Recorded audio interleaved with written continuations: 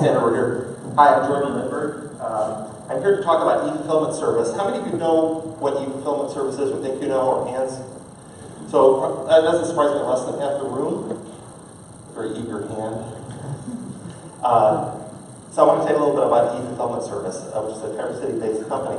So what does e-fulfillment service do exactly? So it's all on this slide. What we do actually, maybe I'll just say it this way. What we do is a lot like what Amazon does. We store and ship products for e-commerce retailers. We've been doing that here in Traverse City for quite a while, since 2000. And we have a facility here in town. I'll show you some facts about what we do here in just a minute. But we do storage of products, shipping of product, returns processing, kitting, assembly of products. One other thing we do is what we call Amazon prep. We actually prepare shipments that go to Amazon fulfillment centers on behalf of the independent online retailers. So our business is based around supporting and helping and making online businesses more successful by helping with their logistics problems and come up with solutions for them. So let me make this slide work. There we go. Some key metrics about our business. Tell you a little bit about it. So we've been around for a while. I asked the question, how many of you have heard of e-fulfillment service? Less than half the room stuck their hand in the air. We've actually been around since 2000.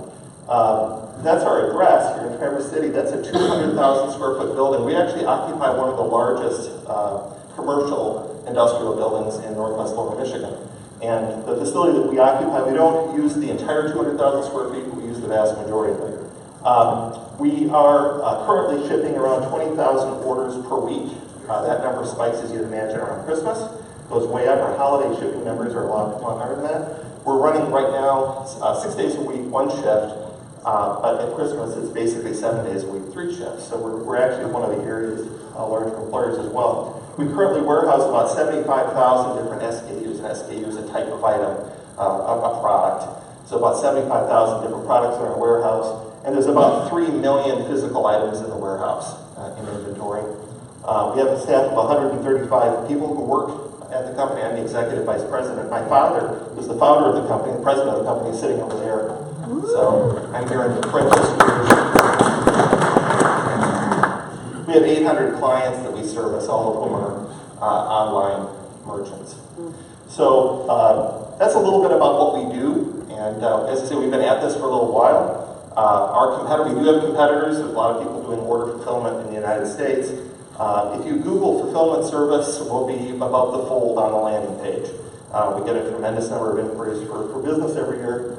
And we're a pretty busy shop. We stay very busy. We're engaged in a lot of software development projects right now. Part of what we do is develop custom software solutions for warehousing and integration with various tools, which is part of what makes going to work there kind of fun. One more slide here. So I told you what we did. There's some things we don't do. We get requests for everything on this slide every day of the week. My sales department deals with requests for all of these services every day of the week. Our clients, the ones that we board and become clients of ours, regular clients, and also folks who choose to use a different fulfillment service or choose not to pursue fulfillment at all, still ask about everything on this slide. Currently, we do not refer out that business very aggressively or at all in certain categories. We're in a position to work with other companies, however, locally here in Traverse City. If you want to provide services in one of these categories, we might be a good source of business for you. And that's one of the things I came to talk to you about tonight, other than just tell you about the company, is we get inquiries for these sorts of services all the time. I'll just highlight one of these, which is the top one, web store development. We get a lot of requests for web store development services, web store development help. Most of our clients, let me make this work. Oh, come on. There we go. Most of our clients are using one of these platforms, SaaS platforms. And so what they want is help developing their web store, modifying their web store, doing some work involving these platforms.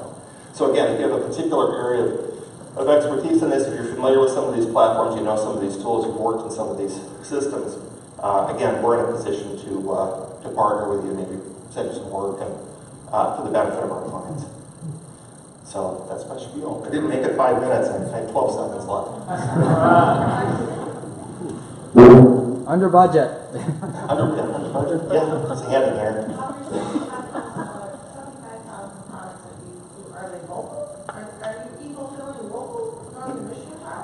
Yes, we do have a couple of local accounts. Of the 800 accounts we service, the vast majority of them are not even in Michigan. We have several international accounts, Australia, Europe, England, that is Canada. We do work for companies all over the world. One of our largest clients is, in fact, two of our largest clients are based in Australia, which is interesting because when we have a conversation with them, there's this big time lag. So my sales firm comes in at 11 o'clock at night and talks to them over here. But yeah, so we service accounts all over the place. We do have a few local accounts. We don't court local business in particular because, again, for fulfillment services, our market is really national and international. One of the reasons that when I asked the question, how many of you have heard of my company, so few hands went up in the air, we don't actually market locally very aggressively as a particular segment. Yeah? Just from a logistics standpoint, how do you deal with product in the warehouse? And is it moved on conveyors or physically moved block down? Right, so if I brought some of my staff members, they'd be up here yelling and screaming at me. A lot of what we do is manual, and so there's so many SKUs in such a large building. We do have some conveyors and we use for order processing, but the majority of what we do are carts, people standing behind carts, pushing carts around a big building. I go to work, these are not my, I wore these shoes to work today, but normally I wear tennis shoes because it's cement floors and kind of a dark dungeon-like building that we're pushing carts around. So the folks who work there, when they see the sun, they're very excited. We have a nice space. They've just expanded. I've been through it. It's not dark and That's very fun. Yes? Are you in the capacity to handle perishable, particularly food products? Say a little bit about that. Sure, I'd be happy to. So we do a lot of nutraceuticals. Our supplements and pills are popular online product. We do a lot of that that have expiration dates that do not have tremendous temperature sensitivity. So we can, within reason, handle food products, and we do some food work. We do not do storage, cold packs, and heavy storage shipping work for frozen foods. The big nightmare in my business is somebody's going to show up with a frozen, a trailer full of frozen turkeys or something, want me to fulfill them, and the compressor dies in the truck, and turkey slurries pouring out of the bag. Yeah, Rico. So currently I'm doing my own fulfillment and I'm shipping out whatever, how many thousand products per year. Why would I want to outsource that to you as opposed to doing it better? Sure. So you actually have the great choice because you live in Traverse City and enjoy cheap rents, but a lot of our clients live in higher districts. So in Traverse City, our cost of doing business is relatively low compared to some other areas of the country and the world. We have clients in New York City and Manhattan, and you can imagine what they're paying for warehousing, and it's just ridiculous. So we're in a position to offer certain advantages, economic advantages to people who are positioned in places that are not particularly great places to run warehouses. The other reality is, for a lot of our clients, they're solo practitioners, they're solo entrepreneurs. Packing boxes is not a really great use of your time. It's a good use of my time. Not a great use of their time. So what we encourage our clients to do is focus on marketing and sales and growing their businesses and get out of the logistics. So there's some reasons for doing it. There are some people, we get inquiries from people when we really look at their business and talk to them, we're not a good fit, and we're very upfront about that because we're not in a position to save them money. Yeah. What kind of typical client is looking for that store development and security? Right. So first of all, a lot of them are awful clients. They'll pay their bills, but they're running kind of dumb businesses. So we get a lot of that. A lot of things aren't going to go anywhere, and they're really stupid ideas, and we get a lot of it. So,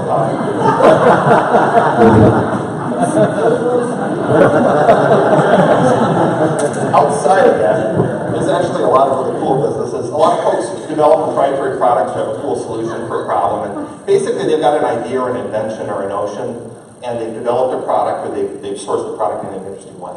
And they're looking for somebody to come in and really develop a custom solution. They don't want something that looks like a bunch of templates. And so, typically, the better candidates are pretty well funded, or they're funded well enough that they can afford $5,000 or $8,000 or $10,000 in development costs and not flinch. Obviously, everybody here is in technology. We all know you get inquiries from people who really don't have the money or the expertise or the knowledge, and they shouldn't be requesting services in the first place. So we get those too. But no, there's a lot of folks that we work with that have viable, interesting businesses. They just need some help in that area. Yeah. You get business. One more question. You get business abroad. Do you need foreign language speakers? It's a great question. Spanish, probably. We do have instances where we have inquiries from folks who are in Spanish in particular, and that does come up once in a while. I have another business where I could really use it. I'm not talking about tonight. So we are at the end of our 5 minutes. If you have additional questions, thank you, Sarah. We will be sticking around for happy hour. Why not?